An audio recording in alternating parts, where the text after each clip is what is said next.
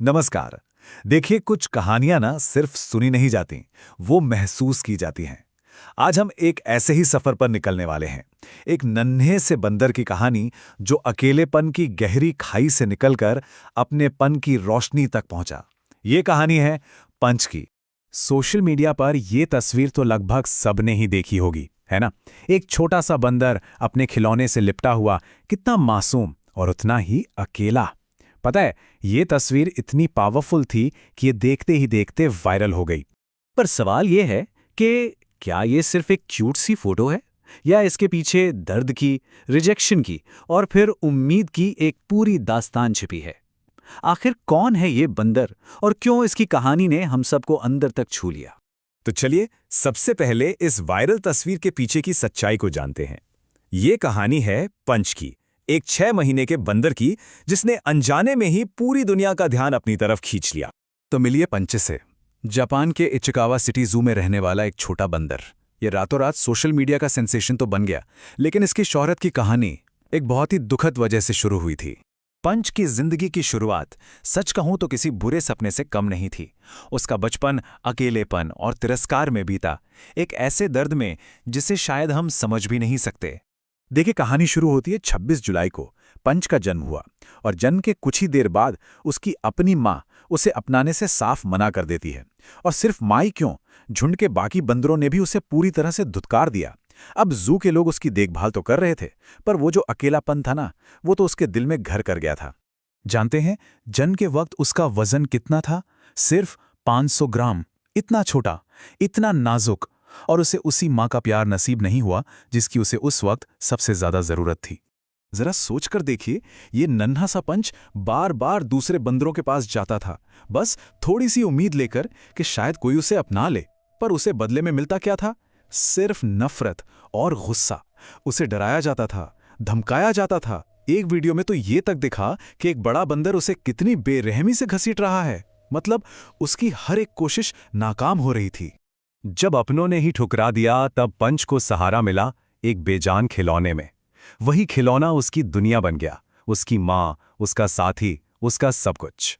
और यहीं पर पंच की दुनिया दो हिस्सों में बंट गई थी, जैसा कि हम यहाँ देख सकते हैं।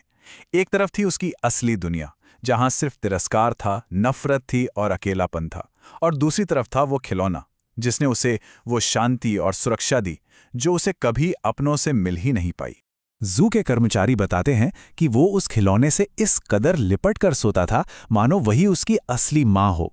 और उन्हीं तस्वीरों ने, जहां वो उस खिलौने को कसकर पकड़े हुए था, दुनिया भर के लोगों का दिल पिघला दिया। ऐसा लगता था जैसे इस भीड़ भरी दुनिया में उसे कोई अपना मिल गया हो। लेकिन कहते हैं ना, हर अंधेरी रात के बाद सुबह जरूर होती है। तो बस अकेलेपन और दर्द के इस लंबे अंधेरे के बाद पंच की जिंदगी में एक ऐसा मोड़ आया जिसने सब कुछ बदल कर रख दिया। महीनों के अकेलेपन के बाद एक दिन अचानक कुछ ऐसा हुआ जिसकी शायद किसी को उम्मीद भी नहीं थी। अचानक एक वीडियो सामने आया जिसने सब कुछ बदल दिया। झुंड का एक बंदर पंच के पास आया और उसे बहुत प्यार से सहलाने लगा। सोचिए, ये उसकी जिंदगी का पहला पल था जब उसे नफरत की जगह किसी का दुलार मिला था। और बस वो एक पल ही काफी था, प्यार का बस वो एक छोटा सा लम्हा, और पंच की दुनिया हमेशा हमेशा के लिए बदल गई।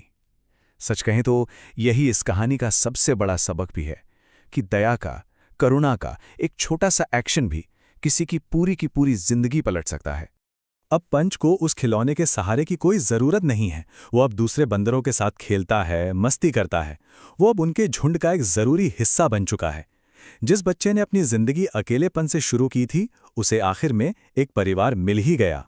अच्छा, पंच की कहानी तो पूरी हो गई, लेकिन एक सवाल अब भी बाकी है कि आखिर ये कहानी हम सबके लिए इतनी खास क्यों बन गई?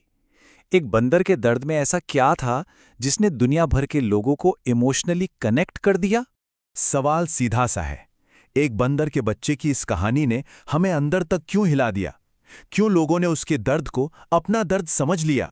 इसकी वजह शायद बहुत सीधी है। हम सबने पंच में कहीं ना कहीं अपनी परछाई देखी, उसके अकेलेपन में अपना अकेलापन देखा, उसके रिजेक्शन में कभी महसूस किया हुआ अपना दर्द देखा। उसकी कहानी अपनेपन की उस तलाश को दिखाती है जो हम सब करते हैं, वो एक बेसिक ह्यूमन नीड। ये कहानी ये भी बताती है कि भीड़ में होकर भी कोई अकेला हो सकता है, लेकिन उसी भीड़ में मौजूद एक दयालु इंसान किसी की भी पूरी जिंदगी बदल सकता है। और आखिर में ये कहानी एक बहुत बड़ा सवाल छोड़ जाती है। क्या हम जानवरों की इन कहानियों में अक्सर अपनी ही भावनाओं, अपने संघर्षों और अपनी उम्मीदों को नहीं ढूंढ रहे होते?